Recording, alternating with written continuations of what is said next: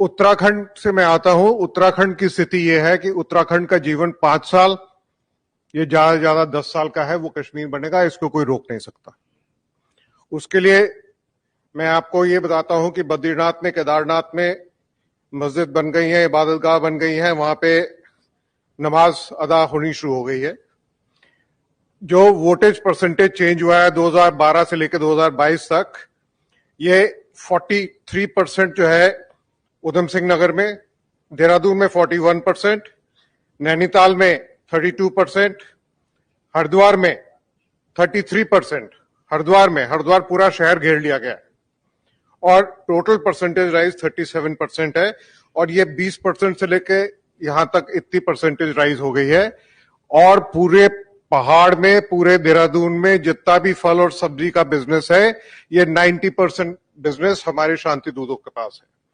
2012 में इसका एक सर्वे कराया गया था। देहरादून सिटी में 7001 ठेले वाले जो फल और सब्जी बेचते हैं, ये सारे शांति दूत थे और उसमें से अधिकांश जो है वो बांग्लादेश से आने वाले थे। उसकी पूरी लिस्ट तैयार करके, मुझको इसको कहने में कोई शर्म नहीं है और कोई हिचक भी नहीं है, जस्टिस शंभुनाथ श्रीवास्तव जी ने ये सर्वे करवाया था और इस सर्वे करा के बीजेपी की गवर्नमेंट को दिया गया था कि मुझको पुलिस मुहैया करा दीजिए और मैं इन सबको डिटेंशन, जो कि स्टेट का सब्जेक्ट है, डिटेन कर दूंगा, डिटेक्शन में डाल दूंगा और इनको डिपोर्टेशन गवर्नमेंट ऑफ इंडिया करेगी। तो उस जुलाई 31 को शंभुनाथ श्रीवास्तव जी का कार्यकाल उत्तराखंड में बीजेपी सरकार ने समाप्त कर दिया। तो ये हमारी स्थिति है। अब इसका समाधान क्या है? इसका समाधान ये है कि हमारा उत्तराखंड का 630 किलोमीटर का बॉर्डर चाइना के साथ लगता है और एक बटालियन जो है वो 40 किलोमीटर के एरिया को पेट्रोल करती है। हमारे यहाँ वहां पे स्काउट्स एंड गाइड्स हैं। उन स्काउट्स एंड गाइड्स को अरुणाचल जो स्काउट्स हैं या जो सिक्किम स्काउट्स हैं, उसके तर्ज के ऊपर पैरामिलिट्री फोर्स की तरह उनको वहां पे लगाया जाए। उनकी भर्ती जो है वहीं कुमाऊं और गढ़वाल से हो और वहीं वो पोस्ट रहे 6 से 7 साल तक।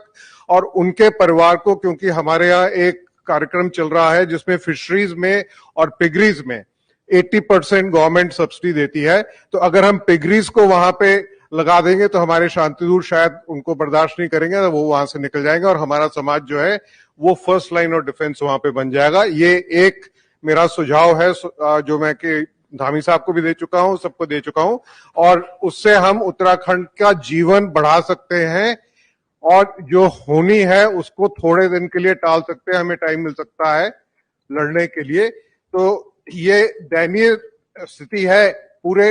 और सबसे मैक्सिमम देहरादून शहर के अंदर धर्मपुर में जो चेंज आया है, 56% शांति दूतों की आबादी है।